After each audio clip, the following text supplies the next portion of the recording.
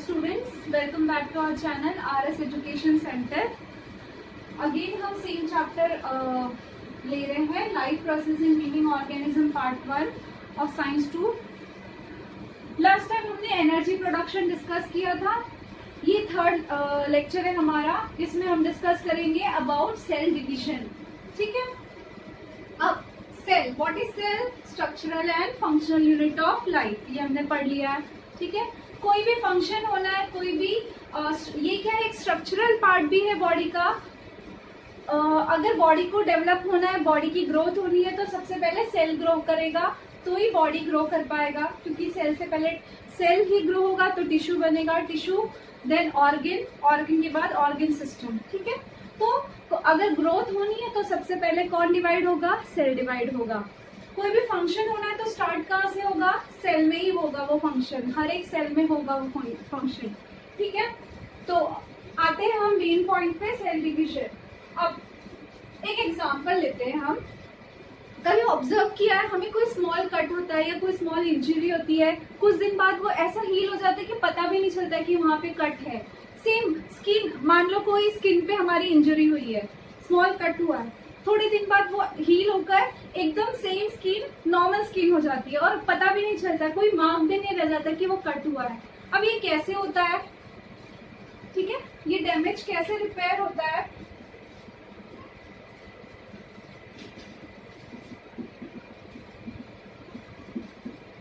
ठीक है. दूसरा एग्जांपल एक लेते हैं. कोई भी स्मॉल बेबी को ले लो. तुमने 2 साल पहले उसको देखा होगा, वो बहुत स्मॉल है. आफ्टर 2 इयर्स वो इतना बड़ा हो जाता है, उसकी साइज बढ़ जाती है, स्ट्रक्चर चेंज हो जाता है. ये कैसे होता है? कैसे वो ग्रो करता है ना, राइट, ग्रो करता है. वो ग्रोथ कैसे होता है? ठीक है. क्या इसमें भी सेल डिवीजन इन्वॉल्व है?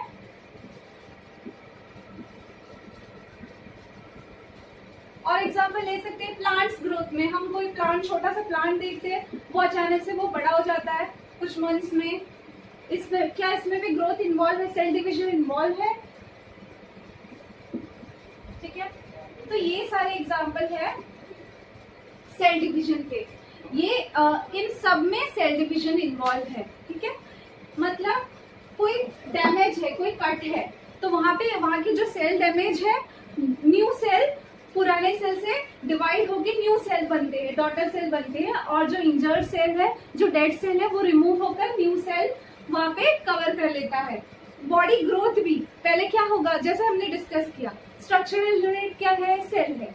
जब सेल बॉडी को अगर ग्रो करनी है तो सेल ग्रो होगा पहले, तो उसमें भी सेल डिवीजन इन्वॉल्व है. सेल डिवीजन मतलब एक सेल से 2 सेल बनेगा, 2 सेल से फिर 4 सेल बनेंगे. ऐसे सेल डिवाइड हो के ग्रो करेगा. और बॉडी शेप भी, ऑफकोर्स शेप भी बदलेगा. ठीक है. और एग्जांपल हम देख सकते हैं ब्लड वेसल्स में. हमारे ब्लड में भी डिफरेंट टाइप के सेल्स होते हैं, वो भी रिमूव होते रहते हैं. मतलब हर एक सेल का लाइफ स्पेन होता है. वो इतने, जैसे आरबीसी से 120 डेज के लिए सर्वाइव करता है, उसके बाद उसका रिप्लेसमेंट होगा ना, तो वो रिप्लेसमेंट किसके थ्रू होगा? सेल डिवीजन के थ्रू ही होता है. हमारे स्किन सेल भी, स्किन के सेल की भी लाइफ स्पेन होती है. वो एक पर्टिकुलर ड्यूरेशन के बाद डेड हो जाता है, तो डेड सेल रिमूव होता है, तो उसकी जगह न्यू सेल आता है. वो किस प्रोसेस के थ्रू आएगा? वो भी सेल डिवीजन के थ्रू आएगा. ठीक है. समझ में आया व्हाट इज सेल डिवीजन? अब सेल डिवीजन के 2 टाइप होते हैं. सेल डिवीजन के 2 टाइप होते हैं. एक होता है माइटोसिस और एक होता है मियोसिस. ठीक है. 2 टाइप, 2 मेजर टाइप है, माइटोसिस और मियोसिस. बहुत इंपॉर्टेंट टॉपिक है. हाँ, ध्यान से देखो. What is mitosis and what is meiosis? Mitosis हमेशा सोमैटिक सेल में होता है. अब बोलोगे व्हाट इज सोमैटिक सेल? हम डिस्कस करेंगे इसके बारे में. मियोसिस किस में होता है? मियोसिस होता है जर्म सेल में. ठीक है. अब मियोसिस, जर्म सेल्स क्या है और सोमैटिक सेल क्या है? जर्म सेल मतलब जो सेल गेमेट होते हैं, जो गेमेट फॉर्म करते हैं, उनको बोलते हैं जर्म सेल्स. जैसे कि मेल गेमेट क्या है? Sperm. Sperm is male gamete. ठीक है. Male gamete.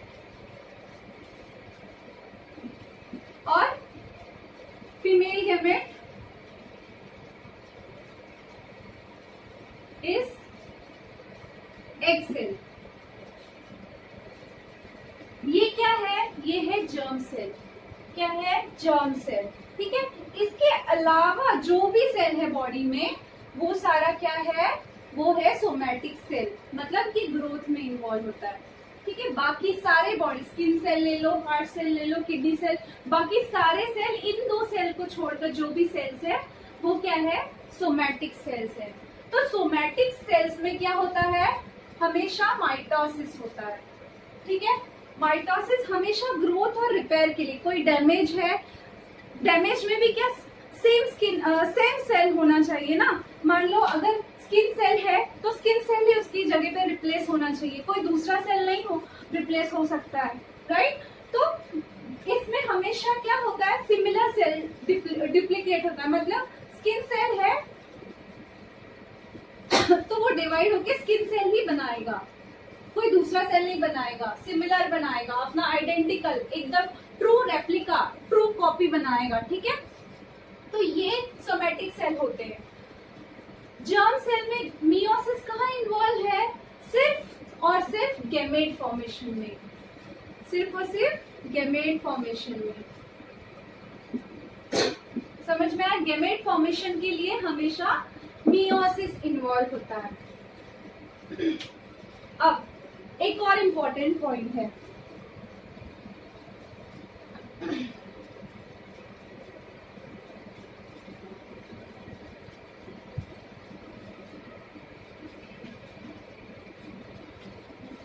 माइटोसिस किस में इन्वॉल्व है? ग्रोथ में इन्वॉल्व है।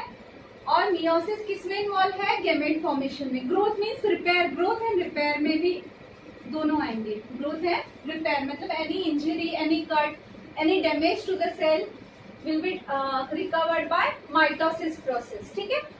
और गैमेट फॉर्मेशन मतलब मेल गैमेट और फीमेल गैमेट जो प्रोड्यूस होते हैं वो मियोसिस प्रोसेस के द्वारा प्रोड्यूस होते हैं।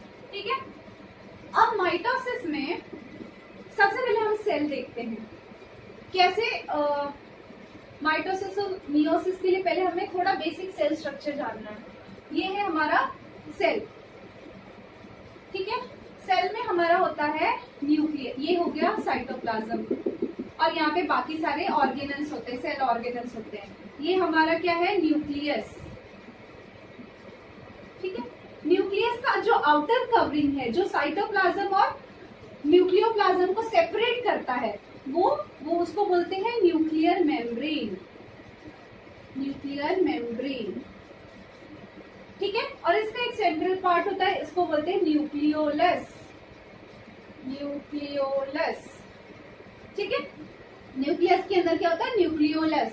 और बाकी हमारा जो डीएनए होता है, डीएनए जहाँ पे हमारा जेनेटिक इंफॉर्मेशन कोड किया हुआ है डीएनए में, ठीक है, वो कहाँ पे होता है?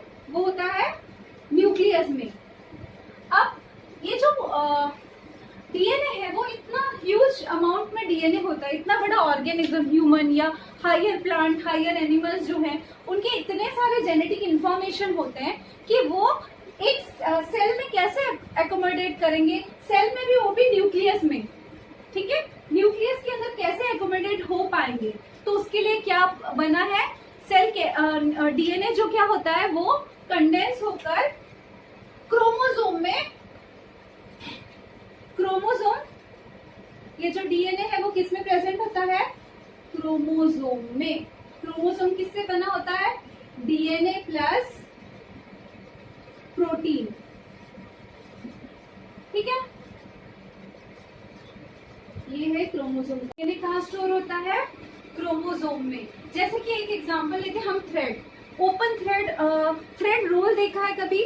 वो उसमें कैसे थ्रेड रोल होकर उसमें बहुत सारा थ्रेड उसमें एकोमोडेट हो जाता है। सेम मैनर में डीएनए जो कहाँ रोल हुआ रहता है, किसमें? क्रोमोसोम में। ठीक है। और उसको हेल्प करने के लिए उसमें प्रोटीन्स भी होते हैं। तो क्रोमोसोम किससे बना होता है? डीएनए और प्रोटीन से। अब नॉर्मल कंडीशन में ये जो क्रोमोसोम होते हैं वो thin like structure, thread like structure ही दिखते हैं, वो विजिबल नहीं होते माइक्रोस्कोप में भी। ठीक है। वो नॉर्मली विजिबल नहीं होते माइक्रोस्कोप में अगर हम देखेंगे, ठीक है। इसके बारे में बाद में डिस्कस करते हैं। पहले हम जानते हैं व्हाट इज क्रोमोसोम और कितने क्रोमोसोम होते हैं, ठीक है।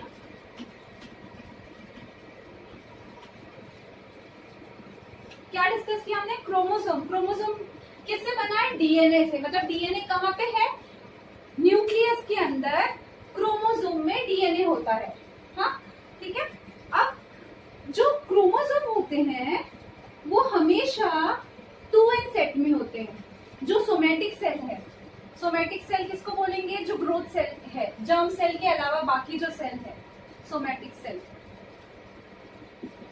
सोमेटिक सेल्स, ये जो सोमेटिक सेल है उसमें हमेशा क्रोमोसोम 2n सेट में होता है। मतलब कितना भी नंबर क्रोमोसोम है उसका 2 सेट होता है हमेशा, एक मैटरनल एक पैटर्नल, ठीक है। फॉर एग्जांपल ह्यूमन में हमारे पास 23 पेयर्स होते हैं, मतलब 2 इंटू 23 टोटल 46 क्रोमोसोम। टोटल कितने होते हैं? 46 क्रोमोसोम। मतलब हर एक 23 टाइप के क्रोमोसोम है, हर एक क्रोमोसोम का डबल डबल सेट होता है, ठीक है। एक मैटरनल होगा एक पैटर्नल होगा। एक एग्जांपल देती हूँ, ये एक क्रोमोसोम हो गया, ये एक क्रोमोसोम हो गया, ठीक है। दूसरा क्रोमोसोम, ये एक क्रोमोसोम हो गया, ये एक क्रोमोसोम हो गया, ठीक है। तो बोल सकते हैं ये मैटरनल है, ये टाइप 1 क्रोमोसोम है, ये सेकेंड, ऐसे ही 23 सेट्स होंगे, पेयर्स में होते हैं ये, ठीक है। ये क्रोमोसोम कैसे होते हैं? पेयर्स में। मतलब हमेशा 2n फॉर्म में क्रोमोसोम होगा। हमारे ह्यूमन में ये n क्या है? 23। मतलब 23 इंटू 2 46 क्रोमोसोम प्रेजेंट रहेंगे ह्यूमन में टोटल।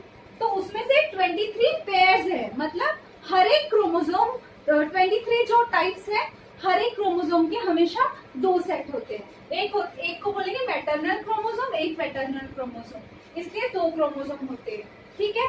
लेकिन जर्म सेल में हमेशा, जर्म सेल मतलब एग सेल और स्पर्म सेल में या गैमेट, उसमें हमेशा n सेट ही होता है, n सेट ऑफ क्रोमोसोम, हमेशा n सेट मतलब for example in human male gamete में 23 क्रोमोसोम होंगे, फीमेल गैमेट में भी 23 क्रोमोसोम होंगे। मेल गैमेट क्या है? स्पर्म। फीमेल गैमेट क्या है? Egg cell. तो इनमें 23 क्रोमोसोम ही होंगे, इसमें डबल सेट नहीं होता है, ठीक है। इसलिए मियोसिस में हमेशा क्या होता है? जो 46 क्रोमोसोम नॉर्मल सेल है जिसमें 46 क्रोमोसोम होते हैं, उससे जर्म सेल बनता है, जर्म सेल। तो उससे क्या हो जाता है? जो 2n सेट है उससे n सेट ऑफ क्रोमोसोम रहते हैं सेल में, n क्रोमोसोम, ठीक है। तो इसको बोलते हैं रिडक्शन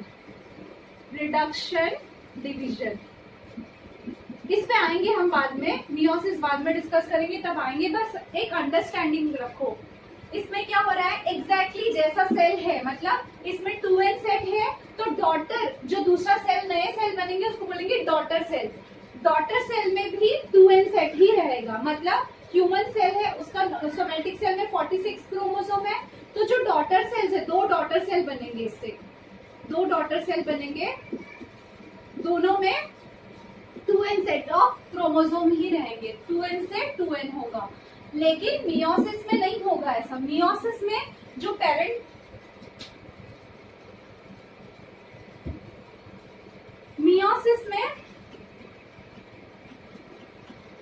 पेरेंट क्रोमोसोम है उसमें 4n सेट होगा,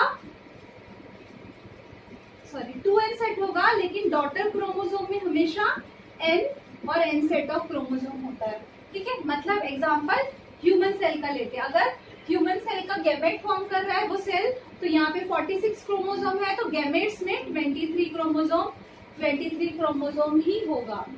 ये क्यों होता है? क्योंकि जब मेल गैमेट और फीमेल गैमेट फ्यूज होके जाइगोट बनता है, तो ये मैच होना चाहिए ना, मतलब हमेशा 2n सेट ही होना चाहिए। तो जो एम्ब्रियो है या जो बेबी है उसमें 4n सेट ऑफ क्रोमोसोम ही होंगे, इसलिए हमेशा गैमेट में n सेट ऑफ क्रोमोसोम होते हैं, ताकि जब मेल गैमेट और फीमेल गैमेट फ्यूज होंगे तो जो प्रोडक्ट है, जो जाइगोट है, उसमें भी 2n सेट ऑफ क्रोमोसोम होने चाहिए। इसीलिए हमेशा गैमेट में क्या होता है, n सेट ऑफ क्रोमोसोम होता है। ठीक है, तो गैमेट फॉर्मेशन के लिए मियोसिस प्रोसेस इन्वॉल्व है और नॉर्मल ग्रोथ के लिए माइटोसिस प्रोसेस इन्वॉल्व है। समझ में आया इतना? अब एक और चीज, क्रोमोसोम का स्ट्रक्चर। क्रोमोसोम में ये स्ट्रक्चर हमने देखा, इसको बोलते हैं सेंट्रोमियर, ये इसको बोलते हैं अपर आर्म, इसको बोलते हैं लोअर आर्म। ठीक है, अब जब सेल रेडी होता है, सेल रेडी होगा सेल डिवीजन के लिए, तो उस टाइम क्या होता है कि अगर सेल को डिवाइड होना है तो सेल सबसे पहले तो ये होना चाहिए कि सेल के जो कंपोनेंट है वो डिवाइड होने चाहिए, तो ही तो वो इक्वली डॉटर सेल में डिवाइड कर सकता है ना, दोनों में इक्वल पार्ट होने चाहिए।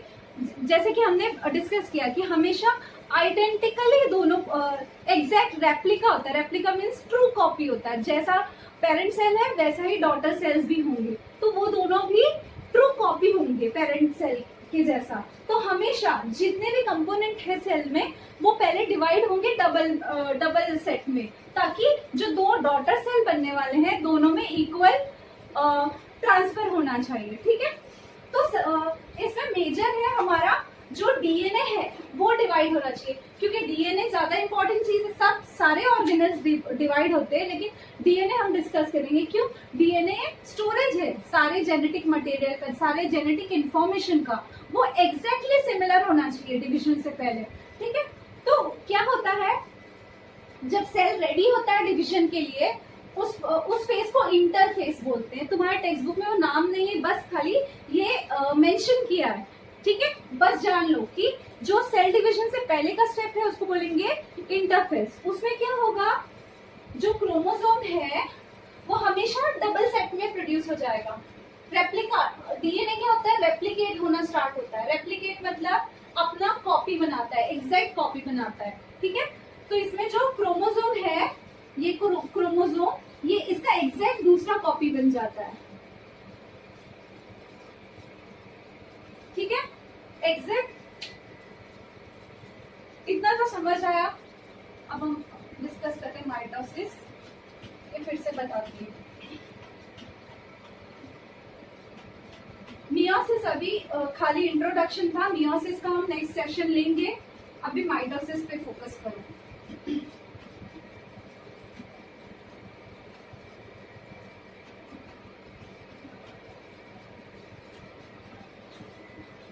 माइटोसिस में क्या बताया मैंने कि सेल को मान लो डिवाइड होना है, तो उसमें क्या होगा, ये हमारा सेल मेम्ब्रेन है, ये न्यूक्लियर मेम्ब्रेन है, यहाँ पे न्यूक्लियस है, ये डीएनए है। ठीक है, अब ये डीएनए मतलब क्रोमोसोम ही है, थिन थ्रेड लाइक। जब नॉर्मली हम देखेंगे सेल डिवीजन से पहले, तो क्रोमोसोम कभी विजिबल नहीं होगा माइक्रोस्कोप में, तो इसके लिए इसमें दिखता नहीं है। लेकिन ये क्या होता है इंटरफेस में, मतलब prior to division, prior to mitosis, मतलब हमारा सेल रेडी है डिवीजन के लिए। तब यहाँ पर क्या होगा, जब हमारा सेल डिवीजन के लिए रेडी है, मतलब एक सेल से क्या होगा, दो डॉटर सेल बनते हैं, इसको डॉटर सेल बोलते हैं, जो न्यू सेल प्रोड्यूस होता है। एक सेल से दो डॉटर सेल बनाना है। अब दो डॉटर सेल बनाना है, मतलब ये दोनों कॉपी होंगे, इसके एग्जैक्ट कॉपी होंगे, ट्रू रेप्लिका होगा। मतलब जैसे ट्विंस होते हैं, दोनों में हम डिफ्रेंशिएट नहीं कर सकते कि कौन सा सेल कौन सा है, मतलब दोनों सिमिलर होंगे। स्किन सेल है तो दोनों स्किन सेल होंगे, स्टमक सेल है तो दोनों स्टमक सेल होंगे। ठीक है, तो ऐसे एग्जैक्ट रेप्लिका प्रोड्यूस होगा। तो इसके लिए पहले क्या होगा, ये हर एक जो सेल ऑर्गेनल्स है, जो कंपोनेंट है, उसको क्या करेगा, डुप्लीकेट करेगा। ठीक है, इसमें सबसे पहले क्या डुप्लीकेट होगा, डीएनए रेप्लिकेशन होगा। डीएनए रेप्लिकेशन मतलब, और you can say duplication of chromosome.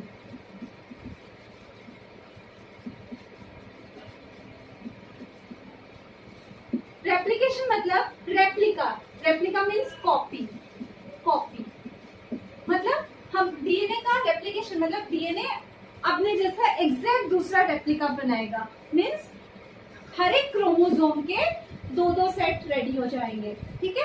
मतलब पहले हमारे पास कितने थे क्रोमोसोम, 46 क्रोमोसोम थे। ह्यूमन का एग्जांपल लेंगे हम, 46 क्रोमोसोम थे। अब ये क्या हो जाएंगे, 46 का डबल हो जाएगा, 92 क्रोमोसोम्स हो जाएंगे, ठीक है। मतलब ये था 2n सेट, अब ये हो गया 4n सेट।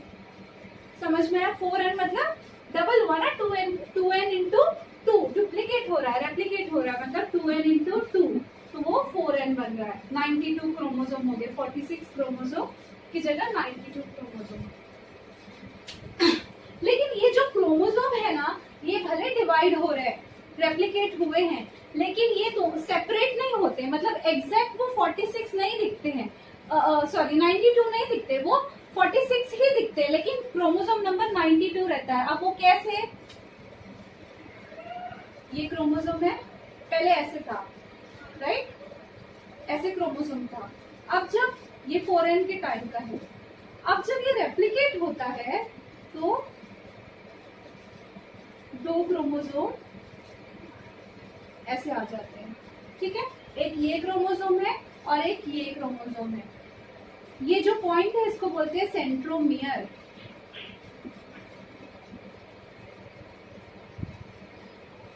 और ये जो दो क्रोमोसोम है इसको बोलते हैं सिस्टर क्रोमैटिड।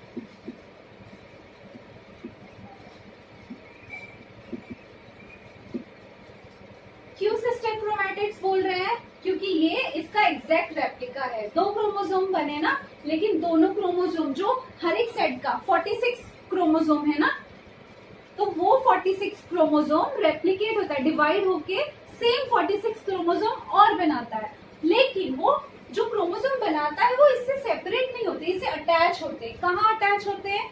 और जो वो दो क्रोमोसोम है एग्जैक्ट रेप्लिका, उसको बोलेंगे सिस्टर क्रोमैटिड्स, ठीक है। और ये जो सिस्टर क्रोमैटिड्स होते हैं वो कहाँ अटैच होते हैं? सेंट्रोमियर पे, ठीक है। सेंट्रोमियर से दोनों सिस्टर क्रोमैटिड अटैच होते हैं और ये सेपरेट नहीं होते, ये बाद में सेपरेट होते हैं, वो हम आगे डिस्कस करेंगे। समझ में आया इतना? मतलब एक बार फिर से रिवाइज करती हूँ क्योंकि ये पॉइंट तुम्हारे लिए एकदम न्यू है, ठीक है। क्या होता है सेल डिवीजन में? हम सेल डिवीजन दो टाइप के हैं, माइटोसिस और मियोसिस। हम किसके बारे में डिस्कशन कर रहे हैं? माइटोसिस के बारे में। माइटोसिस का होता है सोमैटिक सेल में होता है, ठीक है।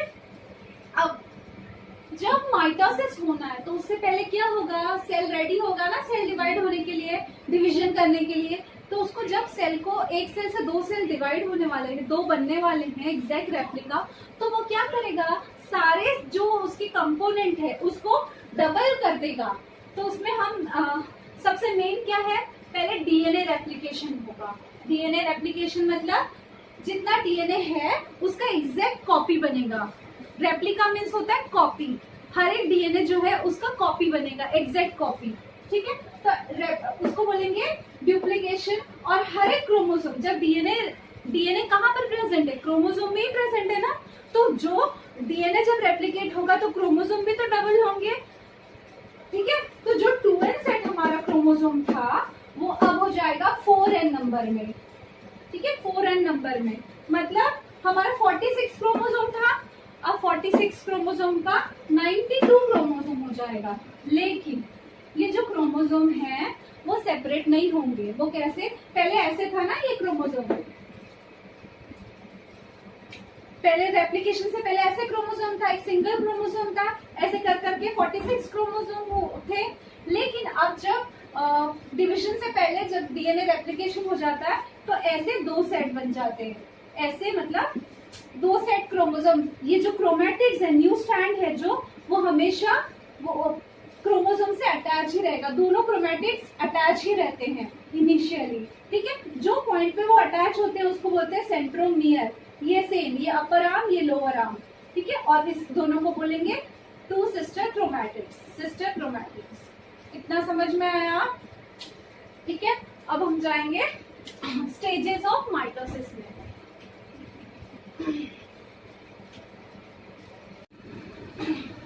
माइटोसिस होता है या सेल डिवीजन होता है वो 2 स्टेप में होता है। एक होता है कैरियोकाइनेसिस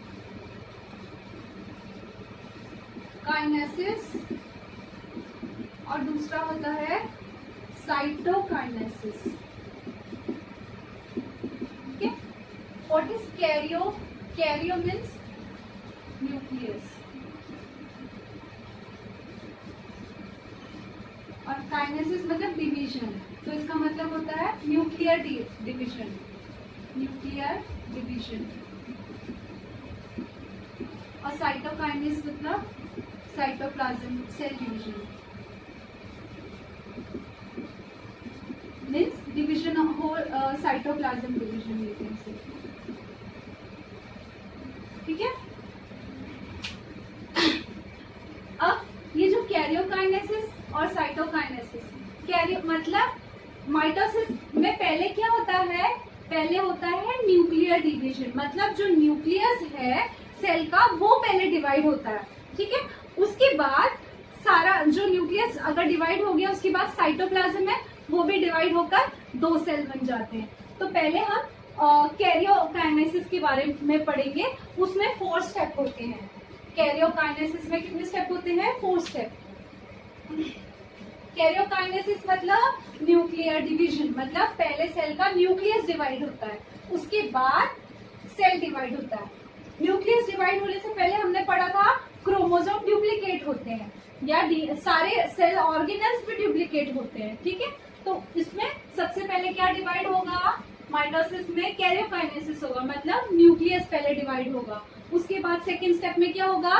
साइटोप्लाज्म डिवाइड होगा। ठीक है, कैरियोकाइनेसिस में 4 स्टेप्स होते हैं, इसको हम याद करेंगे पीमैट से। पीमैट ये टर्म याद कर लो तो तुमको स्टेप भी याद हो जाएंगे। PMAT, P for prophase, M for metaphase, A for anaphase, T for telophase. ठीक है, pro means start, before. It means first step, जो इनिशियल स्टेप है वो क्या है? Prophase. P for prophase, prophase कब होता है? फर्स्ट स्टेप है, बिफोर का स्टेप है, तो first step. M for middle होता है, M से मिडल याद रखो, मिडल। तो मेटाफेस में क्या होगा? ये मिडल फेस है। क्या है? मिडल फेस है। M for middle, A for away, ऐसे याद रखो टर्म से, इनिशियल से स्टार्ट रखो, याद रखो। P क्या है? P फॉर प्रोफेस, तो प्रो मीन्स बिफोर होता है, तो फर्स्ट स्टेप क्या होगा? प्रोफेस होगा। M मीन्स मिडल होता है, मतलब मिडल फेस क्या होगा? मेटाफेस होगा। A मीन्स अवे, तो एनाफेस, और ये है टेलोफेस, मतलब एन फेस। ठीक है, अब ये मिडल और अवे ये दोनों पे ज्यादा ध्यान रखना है। ये हम इसमें मेन जब डिस्कस करेंगे तब हम डिटेल में समझेंगे कि वो क्या है। ठीक है, पीमैट याद रखना सब लोग। P फॉर कैरियोकाइनेसिस में कौन सा स्टेप है? पीमैट। ठीक है, P for prophase, M for metaphase, T for telophase, A for anaphase और T फॉर टेलोफेस। ठीक है, तो ये कैरियोकाइनेसिस के 4 स्टेप है। अब देखेंगे हर एक स्टेप में कैसे सेल डिवीजन हो रहा है, कैसे ये पहले तो न्यूक्लियर डिवीजन होगा ना, तो कैसे न्यूक्लियस डिवाइड हो रहा है। जैसे कि हमने समझा प्रो मीन्स इनिशियल, मतलब बिफोर, तो ये फर्स्ट स्टेप है। अब हमारा क्रोमोसोम डिवाइड हो चुका है पहले ही, इसके पहले ही सारे ऑर्गेनल्स डिवाइड हो चुके हैं। अब इसमें क्या होगा? हमने पहले पढ़ा था कि क्रोमोसोम जो है वो ऐसे नहीं दिखते हैं इनिशियली। ठीक है, तो लेकिन प्रोफेस में क्या होता है, जब इसको डिवाइड होना है तो क्या होगा? जो थिन थ्रेड लाइक स्ट्रक्चर होता है डीएनए का, कैसे पहले अरेंज होते हैं? हमने पहले डिस्कस किया था, ऐसे थ्रेड लाइक अरेंज होते हैं न्यूक्लियस में, ठीक है। अब ये क्या होता है, धीरे धीरे धीरे धीरे थिक और कंडेंस होना शुरू होता है, जिससे माइक्रोस्कोप में वो विजिबल होता है, जैसा कि ये दिख रहा है। ये धीरे धीरे कंडेंस होना शुरू होता है। क्यों कंडेंस होता है? क्योंकि कंडेंस रहेगा तो ही तो इक्वली डिवाइड हो पाएगा ना, प्रॉपरली डिवाइड हो पाएगा, नहीं तो थ्रेड लाइक है तो किसी भी रैंडम मैनर में डिवीजन हो जाएगा। इसीलिए क्या होता है प्रोफेज में, पहले ये जो क्रोमोसोम है, थिन लाइक स्ट्रक्चर है, थिन थ्रेड लाइक स्ट्रक्चर, वो क्या होते हैं, धीरे धीरे कंडेंस होके थिक क्रोमोसोम में कन्वर्ट होते हैं, ठीक है, जैसे कि हमें दिख रहा है, ठीक है, थिक क्रोमोसोम हो जाते हैं। और फिर और दूसरा क्या होता है, मतलब कंडेंसेशन ऑफ क्रोमोसोम, ये इंपॉर्टेंट पॉइंट है। दूसरा पॉइंट क्या है, जो न्यूक्लियर मेम्ब्रेन है, ये न्यूक्लियर मेम्ब्रेन हमने स्ट्रक्चर, नॉर्मल स्ट्रक्चर में यहाँ बना देती हूँ, ये हमारा नॉर्मल स्टेज में स्ट्रक्चर है, ये है न्यूक्लियस, ये है न्यूक्लियर मेम्ब्रेन, न्यूक्लियोलस, और यहाँ पे हमारा डीएनए है, ये है हमारा साइटोप्लाज्म, और यहाँ पे सारे सेल ऑर्गेनल्स होंगे, ये हमारा सेल मेम्ब्रेन है, ठीक है। नॉर्मल कंडीशन में ये न्यूक्लियर मेम्ब्रेन होता है, न्यूक्लियस का आउटर जो कवरिंग है, जो न्यूक्लियस और साइटोप्लाज्म को सेपरेट करता है, वो न्यूक्लियर मेम्ब्रेन है। फिर यहाँ पे ये क्रोमैटिन है, क्रोमैटिन मतलब क्रोमोसोम है, ठीक है, और ये हमारा न्यूक्लियोलस है, ठीक है, जो सेंटर है न्यूक्लियस का वो है न्यूक्लियोलस। अब जब सेल डिवीजन का प्रोसेस का स्टेज आता है, तब क्या होता है, ये जो न्यूक्लियर मेम्ब्रेन है, ये देख रहे हैं डैश डैश हमने क्यों बनाया, ठीक क्यों नहीं बनाया, क्यों, ये धीरे धीरे धीरे धीरे डिसअपियर होना स्टार्ट हो जाता है प्रोफेज स्टेज से, ठीक है। क्या फर्स्ट स्टेप क्या होता है, जो प्रोफेज में क्रोमोसोम क्या होता है, थिक होना स्टार्ट होता है। थिक होना स्टार्ट होगा तो पहले कैसा था, ऐसे थ्रेड लाइक, तो ये विजिबल नहीं होगा, ये धीरे धीरे कंडेंस होता है। कंडेंस होना मतलब थिक होते जाना। मान लो कोई थ्रेड ओपन है, मैंने एक एग्जांपल दिया था, कोई ओपन थ्रेड है, वो रोल होकर कैसा दिखता है, थिक दिखता है। सेम मैनर में ओपन थ्रेड है, वो पहले इनिशियल स्टेज में ऐसा था, अब वो धीरे धीरे थिक होना स्टार्ट होता है, क्योंकि उसको डिवाइड होना है, ठीक है, तो थिक होना स्टार्ट होता है, तो वो माइक्रोस्कोप में वो विजिबल हो जाता है। उसके बाद ये जो न्यूक्लियर मेम्ब्रेन है, वो क्या होता है, डिसअपियर होना स्टार्ट हो जाता है, और न्यूक्लियोलस भी है, वो भी डिसअपियर होना स्टार्ट हो जाता है। तो दूसरा स्टेप क्या है, दूसरा पॉइंट क्या है, nuclear membrane and nucleolus start disappearing, मतलब धीरे धीरे डिसअपियर होने लगता है, दिखता नहीं है, ठीक है। थर्ड पॉइंट क्या है, सेंट्रियोल्स। ये सेंट्रियोल भी एक क्या है, सेंट्रियोल ये भी एक क्या है, सेल ऑर्गेनल्स है, ठीक है, ये भी सेल का एक पार्ट है सेंट्रियोल। ये सेंट्रियोल क्या होता है, दो में डिवाइड हो जाता है, तो दो सेंट्रियोल्स बनते हैं, ठीक है। और ये जो सेंट्रियोल है, ये पोल्स की ओर शिफ्ट हो जाते हैं। तुमने अर्थ का पढ़ा होगा कि दो साइड होते हैं, एक पोल होता है वर्टिकली, जो दो एंड होते हैं, उसको बोलते हैं पोल, और इस रीजन को इक्वेटर रीजन बोलते हैं, इक्वेटोरियल प्लेन, राइट। तो सेम मैनर में सेल में भी जो ये अपर साइड है, ये क्या हो गया, पोल हो गया, और ये इक्वेटर रीजन हो गया सेल का, ठीक है। तो ये जो सेंट्रियोल डिवाइड हुए रहते हैं, पहले ऐसे रैंडम मैनर में होते हैं, अब ये क्या होते हैं, दोनों पोल की तरफ सेपरेट हो जाते हैं, ठीक है। ये दो सेंटर है, दो पोल पे ये अटैच है। वो क्यों अटैच है, वो क्रोमोसोम को सेपरेट करने के लिए ये इसने दो जगह बना ली है, ठीक है, जिस जगह से वो दो पॉइंट बना लिया, जहाँ पे वो दो क्रोमोसोम को सेपरेट करेगा या न्यूक्लियस को सेपरेट करेगा, ठीक है। तो ये सेंट्रियोल बहुत मेजर रोल प्ले करता है। तो ये सेंट्रियोल दो में कन्वर्ट हो गए, और ये दोनों पोल की ओर, दो पोल होते हैं सेल में, अपर साइड लोअर साइड, ये दोनों पोल की ओर चले जाते हैं, ठीक है। अब मेटाफेज है, सेकेंड स्टेज है मेटाफेज।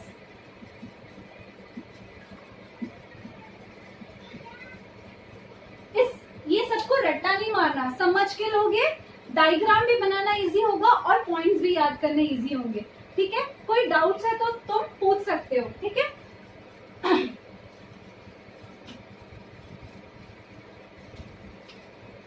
सेकंड है मेटाफेज।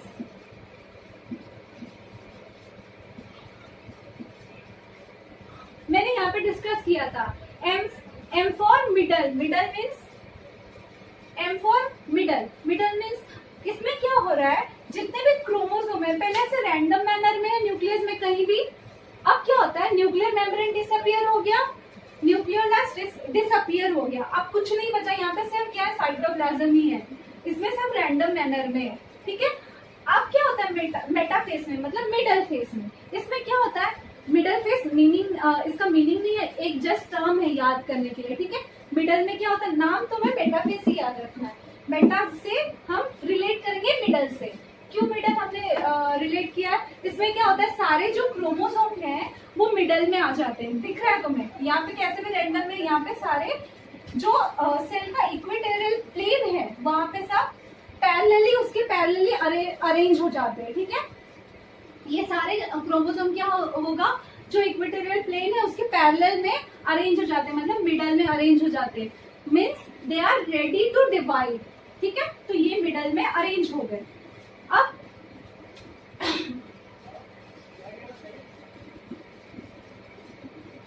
इस स्टेप में क्या होता है, यहाँ पे हमने देखा था कि सेल कंडेंस होना स्टार्ट होते हैं, ये न्यूक्लियर मेम्ब्रेन डिसअपियर होना स्टार्ट होता है, न्यूक्लियोलस भी डिसअपियर होना स्टार्ट होता है। यहाँ पे क्या होता है मेटाफेज में, nuclear membrane nucleolus completely disappear हो जाते हैं, ठीक है, और क्रोमोसोम थिक हो जाता है, मतलब कंप्लीटली कंडेंस हो जाता है क्रोमोसोम, न्यूक्लियर मेम्ब्रेन और न्यूक्लियोलस कंप्लीटली डिसअपियर हो जाते हैं। तो ये दो पॉइंट पहले लिखेंगे,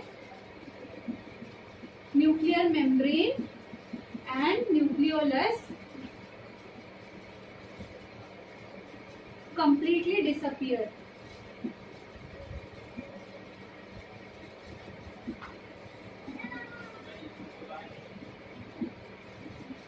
सेकेंड पॉइंट है complete condensation of chromosome, chromosome completely condense हो जाता है।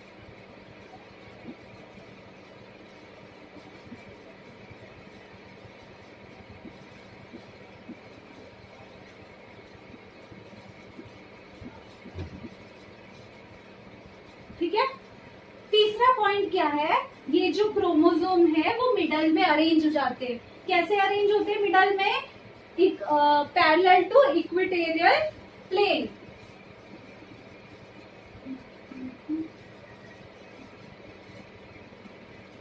यहाँ लिखते हैं chromosome arrange parallel to equatorial plane.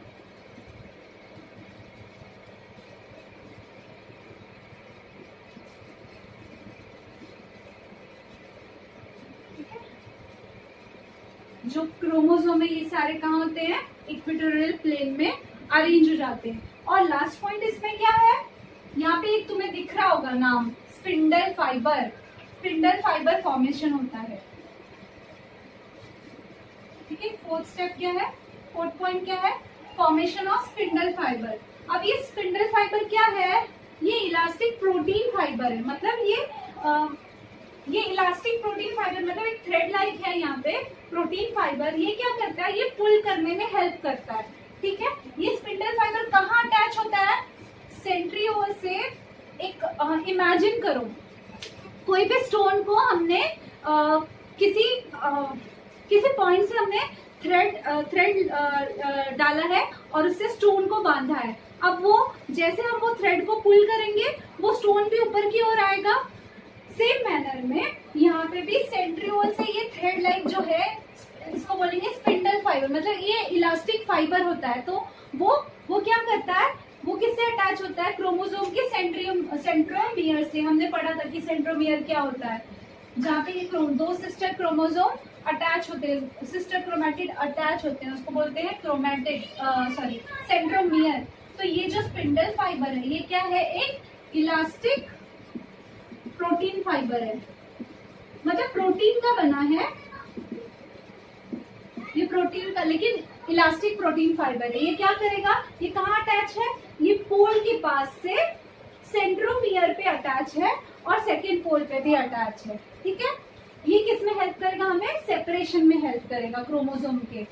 ठीक है, इतना समझ में आया। मेटाफेज, मेटाफेज में क्या हुआ, पहला स्टेप क्या हुआ, ये जो न्यूक्लियर मेम्ब्रेन था वो कंप्लीटली डिसअपियर हो गया, न्यूक्लियोलस भी कंप्लीटली डिसअपियर हो गया, क्रोमोसोम जो कंडेंस हो रहे थे प्रोफेज में वो कंप्लीटली कंडेंस हो गए, जितने इसकी लिमिट थी वहां तक ये कंडेंस हो चुके हैं, मतलब अब ये रेडी है डिवाइड होने के लिए।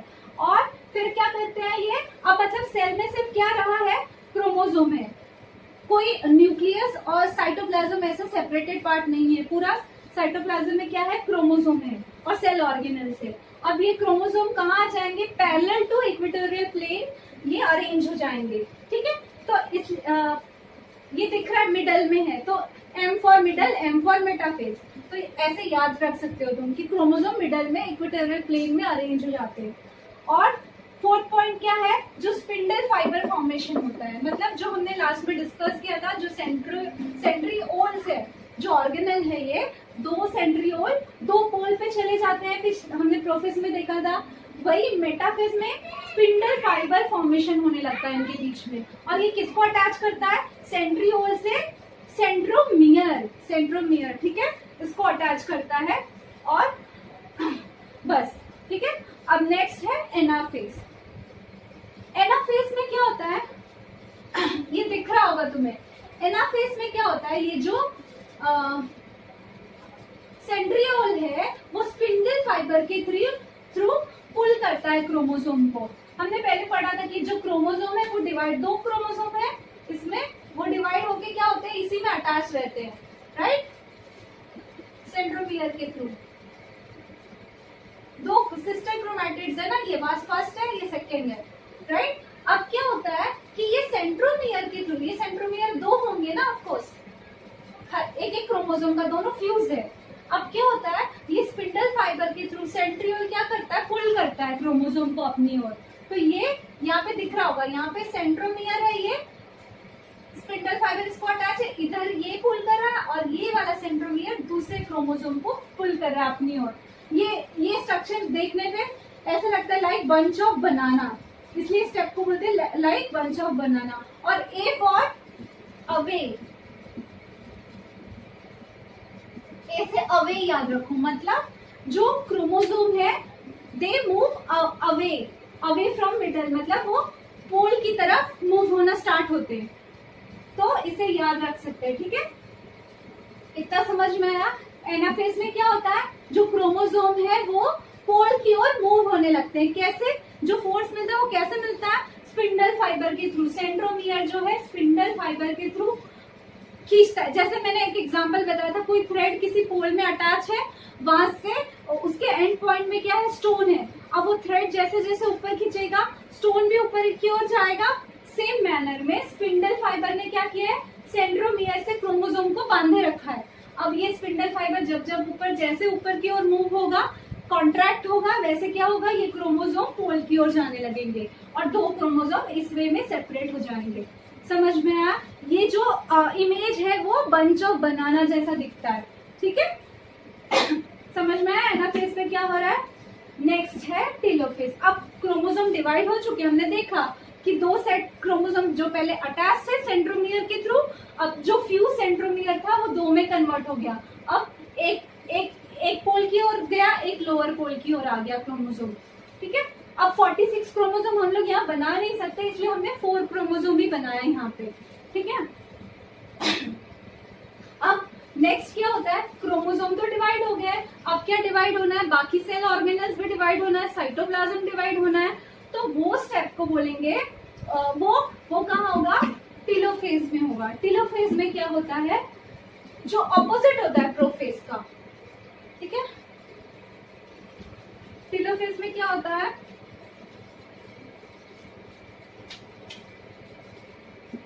What is telophase. टेलोफेज में क्या होता है, न्यूक्लियोलस फिर से अपीयर होता है। न्यूक्लियर मेम्ब्रेन फिर से अपीयर होता है, और जो क्रोमोसोम थिक क्रोमोसोम थे वो क्या होता है, फिर से थिन लाइक स्ट्रक्चर हो जाता है। ठीक है, दिख रहा होगा तुम्हें, इनिशियल कैसे था वैसे सेम मैनर में क्रोमोसोम अलग, क्रोमोसोम क्या हो गया, थिन लाइक स्ट्रक्चर। ये अब यहाँ पे भी क्रोमोसोम फिर से दिखेगा नहीं। ठीक है, तो क्या क्या डेवलप हुआ यहाँ पे, न्यूक्लियर मेम्ब्रेन डेवलप हुआ, क्रोमैटिन जो क्रोमोसोम था वो फिर से थिन क्रोमैटिन में कन्वर्ट हो गया, न्यूक्लियोलस जो गायब हुआ था, डिसअपियर हुआ था, वो फिर से अपीयर हो गया, और दूसरी बात ये जो स्पिंडल फाइबर है वो भी डिसअपियर हो गए, और जो सेंट्रियोल है वो एक एक इस एंड में चला गया। ठीक है, तो टेलोफेज में ये स्टेप हुए, क्या क्या हुए, न्यूक्लियोलस, मैं पॉइंट लिख नहीं रही हूँ, डायग्राम से हमें समझ में आ रहा है ना, न्यूक्लियोलस न्यूक्लियर मेम्ब्रेन वापस से दे स्टार्ट अपीयरिंग, फिर बाद में क्रोमोसोम जो है वो फिर से कंडेंसे उसका डीकंडेंसेशन हुआ, क्या हुआ, डीकंडेंसेशन ऑफ क्रोमोसोम, डीकंडेंसेशन ऑफ क्रोमोसोम हुआ, और फिर से वो थिन क्रोमैटिन में कन्वर्ट हो गया, और क्या हुआ इसके साथ, स्पिंडल फाइबर डिसअपियर हुआ।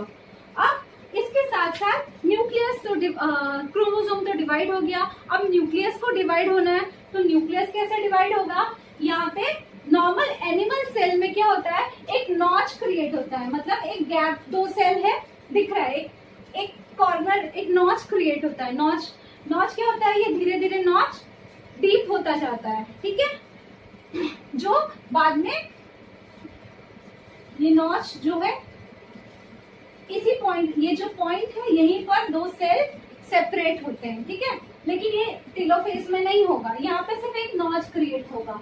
सिमिलरली प्लांट सेल में ये नॉच नहीं क्रिएट होता है, एक डायरेक्ट एक प्लेट क्रिएट होता है, एक सेल प्लेट क्रिएट होता है, जिसके थ्रू जो पॉइंट है दो सेल उसमें सेपरेट हो जाएंगे। ठीक है, समझ में आया। तो ये टेलोफेज जो है ये एंड है किस, कौन से स्टेप का, कैरियोकाइनेसिस में, मतलब दो न्यूक्लियस बन गए ना, मतलब सेपरेशन ऑफ न्यूक्लियस हो गया। तो karyokinesis is nothing but separate division of nucleus. तो यहाँ तक, इस स्टेप तक न्यूक्लियस डिवाइड हो गए दो पार्ट में, cell is ready to divide. तो ये स्टेप यहाँ पे क्या खत्म होता है, कैरियोकाइनेसिस। इसके बाद आता है साइटोकाइनेसिस। क्या होता है, साइटोकाइनेसिस में कुछ नहीं होगा, सिंपल ये जो नॉच है, ये जो पॉइंट है ये और डीप होता जाएगा, मतलब ऐसे पॉइंट है ये धीरे धीरे और डीप ऐसे डीप हो के क्या हो जाएगा, ये सेल दो पार्ट में डिवाइड हो जाएंगे। ठीक है, तो ये जो होंगे, ये हो गया हमारा न्यूक्लियस, ये हो गया हमारा क्रोमैटिन, ये हो गया हमारा साइटोप्लाज्म, सेम यहाँ पे भी। ठीक है, ये है न्यूक्लियस, ये है साइटोप्लाज्म, और इसमें है बाकी सेल ऑर्गेनल, इसमें भी बाकी सेल ऑर्गेनल इक्वली दोनों में डिवाइड होंगे। ठीक है, ये जो अब हमने देखा कि ये कैसे 4n पहले बना था ना क्रोमोसोम, अब यहाँ पे भी 2n सेट ऑफ क्रोमोसोम होगा, यहाँ पे 2n सेट ऑफ क्रोमोसोम होगा।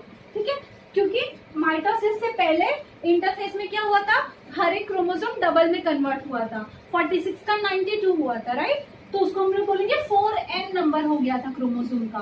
ठीक है, अब फाइनल जो डॉटर सेल है इसको बोलेंगे हम, क्या बोलेंगे, डॉटर सेल। ठीक है, डॉटर सेल्स में क्रोमोसोम नंबर कितना है, 2n। ठीक है, समझ में आया। यहाँ पे साइटोकाइनेसिस खत्म हुआ, साइटोकाइनेसिस मतलब डिवीजन ऑफ साइटोप्लाज्म, दो सेल कंप्लीटली डिवाइड हो जाते हैं। समझ में आया माइटोसिस प्रोसेस। ठीक है, एक बार रिवाइज करते हैं फिर से। सेल डिवीजन दो टाइप का होता है, कौन कौन सा, माइटोसिस और मियोसिस। ठीक है, माइटोसिस में क्या हो रहा है, माइटोसिस किस लिए यूज हो रहा है, डैमेज या किसी डैमेज को रिपेयर करने के लिए, कोई कट है, कोई इंजुरी है सेल को, तो उसको रिकवर करने के लिए क्या हो रहा है, माइटोसिस हो रहा है। या कोई ग्रोथ, सेल का ग्रोथ करना है तो उसमें भी कौन सा सेल डिविजन इन्वॉल्व है, माइटोसिस इन्वॉल्व है, ठीक है। माइटोसिस में 2 स्टेप होते हैं, कैरियोकाइनेसिस और cytokinesis. Karyokinesis means division of nucleus, cytokinesis means division of cytoplasm, ठीक है। अब जब सेल को ये नॉर्मल सेल है, यहाँ पे क्या है, न्यूक्लियस है, न्यूक्लियर मेम्ब्रेन है, जो आउटर कवरिंग है, ये है साइटोप्लाज्म, ये है क्रोमोसोम, ये क्या है, न्यूक्लियोलस है, और बाकी सेल ऑर्गेनल्स साइटोप्लाज्म में होते हैं। वो दिखाना जरूरी नहीं है, इसलिए बताया नहीं है वो, ठीक है। अब क्या होगा, जब सेल को डिवीजन करना है, मतलब 2 में डिवाइड होना है, हमेशा माइटोसिस में आइडेंटिकल मतलब सिमिलर सेल प्रोड्यूस होते हैं, जो 2 सेल होते हैं, ठीक है। अब सेल को डिवाइड होना है तो क्या होता है, यहाँ पे जो भी कंपोनेंट है सेल के वो डुप्लीकेट हो जाते हैं, क्योंकि इक्वली 2 सेल में डिस्ट्रीब्यूट करना है उसको, तो डीएनए क्या होता है, 2 सेट में कन्वर्ट हो जाता है। नॉर्मली डीएनए हमेशा सोमैटिक सेल में, सोमैटिक सेल मतलब ग्रोथ सेल होते हैं, ठीक है, वो गैमेट सेल नहीं होते।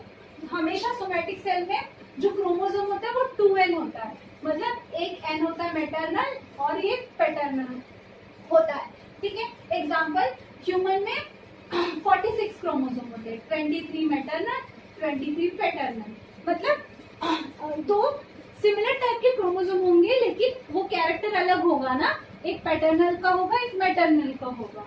तो हमेशा ये 46 क्रोमोसोम 23 के 2 पेयर होते हैं, ठीक है। अब जब सेल डिवाइड होना है तो क्या होगा, ये 46 का 92 में कन्वर्ट हो जाएगा, मतलब 92 सेट मतलब 4n, पहले 2n था ना, अब 4n में कन्वर्ट हुआ। लेकिन ये ना सेपरेट दिखते नहीं है, जैसे हमने डिस्कस किया था, पहले ऐसा रहेगा, फिर बाद में जो ये 2 क्रोमोसोम है वो हमेशा सेंट्रोमियर से अटैच रहेंगे, इन दोनों के सेंट्रोमियर फ्यूज होते हैं। ये कहाँ सेपरेट होते हैं, हमने देखा यहाँ पे एनाफेज में, ठीक है। उसके पहले तक ये जुड़े ही होते हैं, 2 सिस्टर क्रोमैटिड्स, इन दोनों को हम क्या बोलते हैं, सिस्टर क्रोमैटिड्स, और इसको क्या बोलते हैं, सेंट्रोमियर, ठीक है। उसके बाद हमने क्या देखा, ये जब सेल रेडी हो गया डिवाइड होने के लिए, तो कैरियोकाइनेसिस पहले होगा, मतलब पहले न्यूक्लियस का डिवीजन होगा। कैरियोकाइनेसिस में 4 स्टेप है, P-mat, P for prophase, M for metaphase, A for anaphase and T for telophase. तो याद रखना हमेशा पी-मैट, यही स्टेप है पी-मैट, ठीक है। P for prophase, M for metaphase, A for anaphase, T for telophase, ठीक है। अब प्रोफेज मतलब pro means before, means initial step क्या है, प्रोफेज है। M for middle, A for away, ऐसे याद रखना है तुमको। T means and. तो प्रोफेज में मतलब प्रायर स्टेज में क्या होता है, ये जो क्रोमेटिन है वो क्या होता है, कंडेंस होना स्टार्ट होता है। इसकी वजह से हमें ये माइक्रोस्कोप में अपीयर होने लगता है क्रोमोसोम। पहले वो इतना थिन होता है कि वो अपीयर नहीं होता, वो दिखता नहीं है, लेकिन प्रोफेज में स्टेज में वो धीरे धीरे अपीयर होना स्टार्ट होता है, ठीक, धीरे धीरे ठीक होता है, जो कि मेटाफेज में जाकर कंप्लीटली ठीक हो जाता है, कंप्लीटली कंडेंस हो जाता है क्रोमोसोम, ठीक है। एग्जाम्पल दिया था थ्रेड जैसा, ओपन थ्रेड कैसा होगा, कंडेंस होकर कैसा हो जाएगा वो थ्रेड, जो रोल उसका रोलर जो होता है, रोल होकर कैसा दिखेगा थ्रेड, ठीक है।